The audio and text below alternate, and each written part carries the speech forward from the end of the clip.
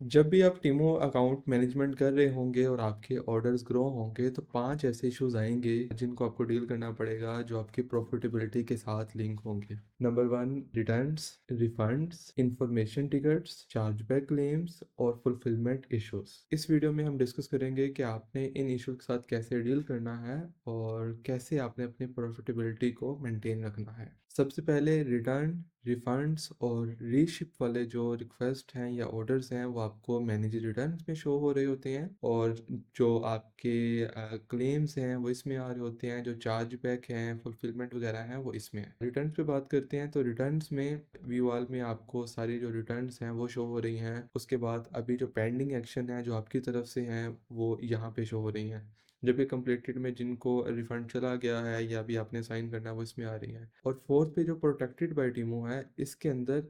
वो वाली request show हो रही हैं जो बायर ने रिफंड रिक्वेस्ट की और टीमों ने अपने पास से उन्हें रिफंड दे दिया और रिक्वेस्ट क्लोज होगी, मतलब आपका इसमें कोई लॉस नहीं हुआ। और नॉर्मली होता ऐसा है कि कुछ बायर कुछ अमाउंट का रिफंड करते हैं, जैसे अगर $10 का ऑर्डर है तो वो उसकी रिफंड रिक्वेस्ट करते हैं $1, $2 या $3। तो जो इस तरह के होते हैं तो उसमें मोस्ट ऑफ द टाइम टीमो खुद अपने पास से पे करके तो उनकी रिक्वेस्ट क्लोज कर देता है। जैसे इसमें देखें 2 to 7 रिक्वेस्ट हैं जो टीमों ने पे कर दिया, इससे हमारा कोई लेना देना नहीं है। अब पेंडिंग एक्शन में जो रिक्वेस्ट आ रही हैं इनको अब आपने डील करना है। इसमें अब 2 से 3 तरह के रीजंस होती हैं। सबसे पहले इसमें जो शो होती है वो होती है रिटर्नलेस रिफंड। रिटर्नलेस रिफंड में ये होता है कि बायर आपको प्रोडक्ट रिटर्न नहीं करता और वो रिटर्न के बगैर आपसे उसका रिफंड मांगता है। अब इसमें 2 रीजंस होती हैं। सबसे पहली जो मेन रीज़न होती है कि वो इसमें नो डिलीवरी या डिलीवरी फेलियर आ रहा होता है कि बायर को प्रोडक्ट वो डिलीवर ही नहीं हुई जिसकी वजह से वो आपसे रिफंड मांग रहा है। अगर तो ऐसा केस हो कि बायर को वो प्रोडक्ट डिलीवर नहीं हुई, उस केस में आपने ये करना है कि अगर वो जेन्युइन उसको प्रोडक्ट डिलीवर नहीं हुई तो आपने सिंपल उसको इशू कर देना है। अगर उसको प्रोडक्ट डिलीवर हो गई है तो यहाँ पे जब ये आता है तो यहाँ पे डिनाई का ऑप्शन आ रहा होता है। आपने डिनाई पे जाना है। डिनाई पे जाके आपने उस ऑर्डर का जो ट्रैकिंग होगी, ट्रैकिंग को आपने लेट्स अगर वो यूएसपीएस की है, आपने यूएसपीएस की वेबसाइट पे जाके आपने वहाँ से उसके ट्रैकिंग का जो सारा स्टेटस है उसका स्क्रीनशॉट और उसके बाद जो उसके डिलीवरी प्रूफ है आपने इन दोनों का स्क्रीनशॉट लेके आपने डिनाई पे जब जाएंगे, डिनाई पे वहाँ पे ऑप्शन आ रहा होता है अपलोड का, एक प्रूफ का ऑप्शन होता है, साथ रिटर्न डिस्क्रिप्शन का होता है। प्रूफ में आपने ये दोनों स्क्रीनशॉट अटैच कर देने हैं और साथ आपने रिटर्न डिस्क्रिप्शन में ऐड कर देना है कि ये प्रोडक्ट ऑलरेडी इसको डिलीवर हो चुकी है और आपने उसको सिंपल डिनाई कर देना है। इसके बाद ये जो रिक्वेस्ट होती है ये टीमों के पास चली जाती है, टीमों उसको व्यू करता है और उसको अप्रूव या रिजेक्ट कर देता है। दूसरा इसमें आता है कि बायर को वो प्रोडक्ट पसंद नहीं आई होती या आपके साइज का इशू है, आपकी क्वांटिटी का इशू है, तो बायर उस केस में आपको वो प्रोडक्ट रिटर्न नहीं करना चाह रहा होता, लेकिन वो आपसे उसका पार्शियल रिफंड लेता है, मांगता है कि इस प्रोडक्ट का मुझे पार्शियल रिफंड कर दें, या उसको लगता है कि ये मुझे कॉस्टली पड़ी है तो उस केस में वो पार्शियल करता है। जैसे ये वाला एक ऑर्डर है, इसके ऊपर पोर कंडीशन का कह के इसने रिफंड किया और इसने 0.96 की रिक्वेस्ट की है और बायर को यहाँ पे एक इमेज या प्रूफ देना होता है और इसने इमेज या प्रूफ में एक रैंडम से इसने इमेज जो है उसने चिपका दी है, या नॉर्मली जो बायर था वो एक्चुअल इमेज वो इसमें आ रही होती है। इस केस में आपने ये करना है, अगर तो माइनर से रिफंड है तो आपका अगर फॉल्ट है तो आप सिंपल उसको इशू कर दें, क्योंकि अगर उसका बहुत कम रिफंड है, आपका फॉल्ट है, आप उसको उसको भी डिनाई करते हैं तो उसके बाद बायर के पास ऑप्शन होता है कि वो उस प्रोडक्ट को रिटर्न करे और फिर उसको रिफंड मिलेगा, क्योंकि वो रिटर्न तो किसी भी टाइम कर सकता है। जो इनिशियल उसके पास टाइम है, रिटर्न विंडो है, उसमें वो आपकी परमिशन के बगैर भी आपको रिटर्न भेज सकता है। अगर वो उसमें रिटर्न रिक्वेस्ट कर देता है और आप टीमो उसको लेबल भेजता है रिटर्न लेबल, तो डेफिनेटली वो लेबल कॉस्ट अगर आपके ऊपर पड़ रही है तो वो आपको उधर से ज़्यादा लॉस होता है। तो अगर ये माइनर सी अमाउंट है तो आप उसको इशू कर सकते हैं, और अगर वो अमाउंट ज़्यादा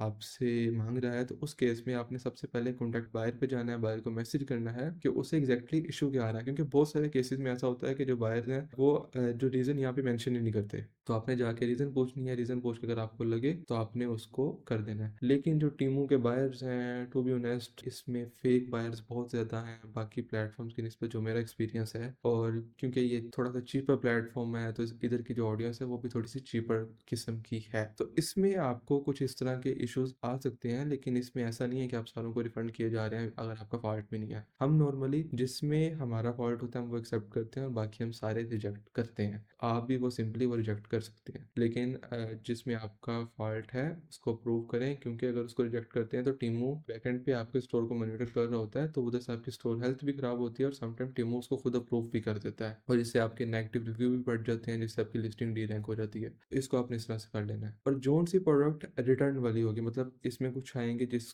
जिस आइटम को बायर पहले से ही रिटर्न रिक्वेस्ट करके रिटर्न लेबल लेके उसको रिटर्न सेंड कर देगा, उसका स्टेटस यहाँ पे आ रहा होता है कि ये वाली जो आइटम है ये इन ट्रांसिट है, और जैसे ही आपके पास डिलीवर होगी आपके पास कुछ दिन का टाइम होगा, उस टाइम में आप जो अपनी रिटर्न है उसको आप वेरीफाई करेंगे। अगर तो वो रिटर्न जो आपको मिली है वो सही कंडीशन में है, वो सेम प्रोडक्ट है, कोई आपको कोई और प्रोडक्ट नहीं भेज दी गई, तो उसके बाद आप सिंपल उसका जो रिफंड है वो इशू कर देंगे। अगर वो आप उसके गिवन टाइम में रिफंड इशू नहीं करते तो ये रिफंड ऑटोमेटिकली इशू हो जाएगा। और अगर इसमें वो प्रोडक्ट सेम नहीं है तो आप इसको भी डिनाई कर सकते हैं। इसके बाद मैनेज क्लेम्स आ जाते हैं। मैनेज क्लेम्स में जो बायर हैं वो एक तरह से रिटर्न के क्लेम कर रहे होते हैं, और इसमें ज़्यादातर जो केसेस आते हैं वो नॉन डिलीवरी के आते हैं, लेकिन इसमें भी आपने सेम उसी तरह वेरीफाई करना है। अगर तो ऑर्डर डिलीवर हो चुका है तो आपने उसको इशू करना है, तो अदरवाइज आप इसकी जो है वो टीमों को उधर अपील करके तो आप उसको डिनाई कर सकते हैं, और यहाँ पे आपने सारा प्रूफ लगाना है। जैसे ये देखें, ये रिक्वेस्ट आई हुई है और ये हमने इसको किया हुआ है। और रिटर्न में एक चीज़ और कि आपके पास यहाँ पे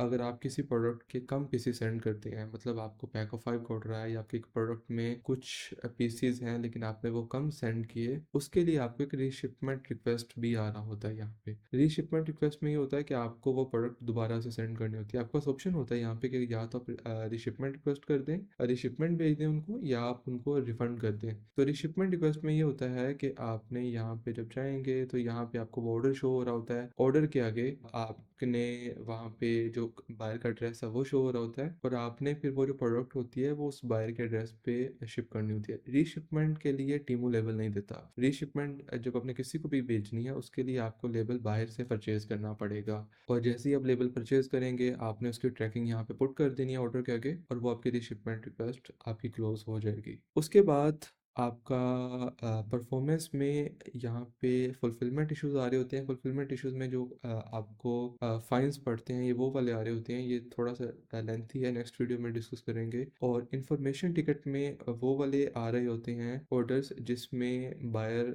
या तो आपको रीच आउट करता है, आप उसको रिस्पॉन्ड नहीं करते, क्योंकि टीमों के ऊपर जब कोई बायर आपको मैसेज करता है वो सबसे पहले उसको टीमों का जो चैटबॉट है वो डील करता है, और मोस्ट ऑफ द जो क्यूरीज हैं वो सेलर तक आ ही नहीं पाती। मतलब कि वो जो उसका यही बोट है वही रिप्लाई करता रहता है और बायर्स को इतना पता नहीं होता, तो वो फिर जो टीमों के साथ है वो केस ओपन कर देते हैं। तो जोन से कोई इंफॉर्मेशन वगैरह के टीमों के साथ केस ओपन होंगे तो टीमों की जो टीम होगी वो आपके साथ यहाँ पे टिकट आईडी के साथ वो शो कर रही होंगे कि ये बायर को इशू है, उसका क्या रिप्लाई करना है, तो आप सिंपली वो रिप्लाई करेंगे तो वो जो टीम है उसको आगे डील कर लेगी। लेकिन इंफॉर्मेशन टिकट ये बहुत कम होता है, बहुत कम होता है, और इसमें जो सबसे ज़्यादा आपको देखने को मिलेगा वो मिलेगा सिर्फ और सिर्फ रिटर्न रिफंड। उसके बाद आपके पास आ जाता है चार्ज बैक क्लेम, और चार्ज बैक क्लेम में वो वाले ऑर्डर्स आ जाते हैं जिसमें कस्टमर को या तो प्रोडक्ट डिलीवर नहीं हुई होती और आप उसे रिफंड नहीं कर रहे, या कस्टमर स्कैम करने की कोशिश कर रहा है, वो टीमों से उसको रिफंड नहीं मिलता, तो उस केस में क्या करता है अपने बैंक के थ्रू टीमों के ऊपर डिस्प्यूट लगा देता है उस ट्रांजैक्शन के अकॉर्डिंग। उसमें होता यह है कि टीमों वो जो पेमेंट है वो होल्ड कर लेता है, अभी को बैकएंड से बैंक टीमों की पेमेंट होल्ड की होती है, तो उसमें टीमों आपके पास वो ऑर्डर शो करता है और उसमें वो रीज़न आ रही होती है कि इसकी क्या रीज़न है, और इसमें आपने सिंपली वो देखना होता है कि अगर तो बायर रिफंड स्कैम की कोशिश कर रहा है, अगर उसको डिलीवर हो चुकी है, इसमें मतलब चार्ज बैक क्लेम या क्वालिटी का इशू नहीं है, इसमें सिर्फ और सिर्फ जो मेजोरिटी केसेस हैं वो सिर्फ डिलीवरी के होते हैं। अगर वो प्रोडक्ट डिलीवर हो चुकी है आपने सिंपली इसको यहाँ पे आके आपने इसको रिजेक्ट कर देना है और ये कैंसिल हो जाएगी। और जैसे भी देख सकते हैं ये दो इस पे आई हुई हैं और दोनों ही हमने कैंसिल की और ये हमारी अप्रूव हो चुकी हैं। जो चार्ज बैक क्लेम है ये बहुत रेयर होते हैं, इंफॉर्मेशन टिकट भी रेयर है, मेन आपको रिटर्न रिफंड को ही डील करना पड़ता है। अल्लाह हाफिज़।